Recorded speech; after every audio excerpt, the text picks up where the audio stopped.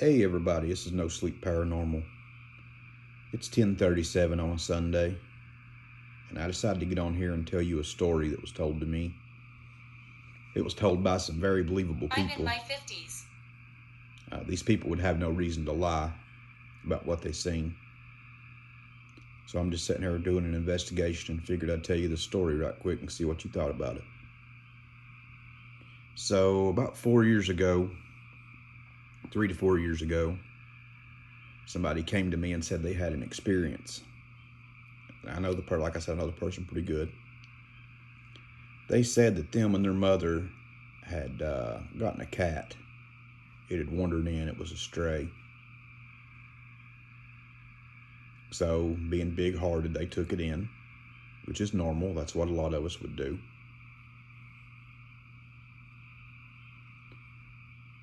So that night, everything was good. They loved on the cat. They let it in the bedroom. They petted it, welcomed it into their home. Same as anybody else does if a stray showed up and you wanted to care for it. So the cat was there for a couple of days. It was being I remember my funeral. taken care of and loved and doing wonderful.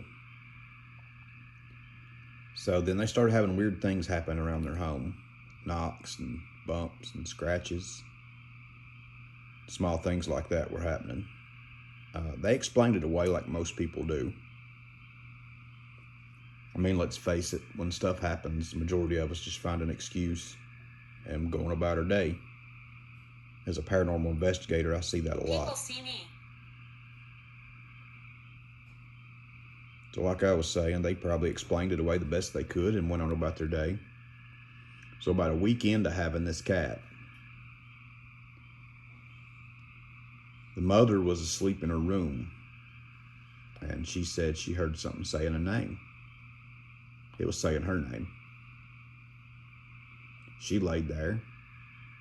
She woke up, like we all do, and listened and thought maybe her mind was playing tricks on her, because that's the first thing I would think.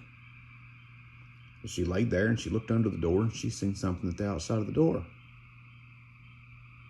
And she said it said her name again.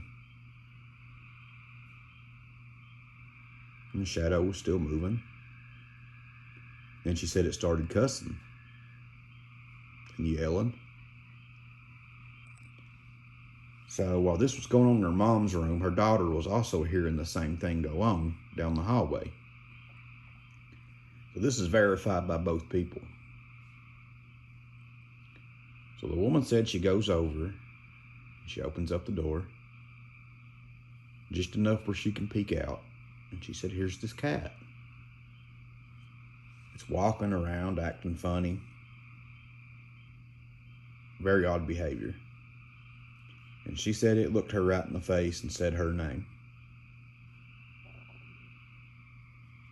I couldn't imagine the terror. But she said that cat looked her in her face and said her name and said, let me in that room. See. So she closed the door back. I suppose she was terrified. I would have been. And it starts screaming, let me in, and cussing every breath, she said. She said it was just going on and wouldn't stop. And at this point, it was extremely loud, and the daughter was awake, and the mother was awake, and they were both terrified, which I don't blame them. She said this cat was just all hyped up, screaming and screaming and screaming. She said she started praying because that's the first thing she could think of. So she said she starts praying, and this cat lets out the most awful scream.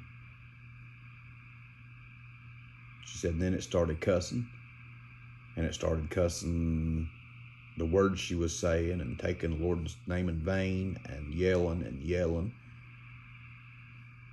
And she said this went on for 20, 30 minutes, and she said she was just praying every breath, so she was shaking all over and terrified.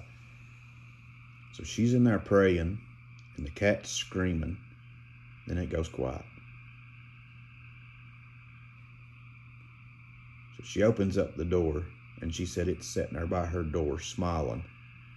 And she said it looked her right in the face and started laughing. And she said it wasn't like anything she'd ever heard. And she said it was laughing right in her face.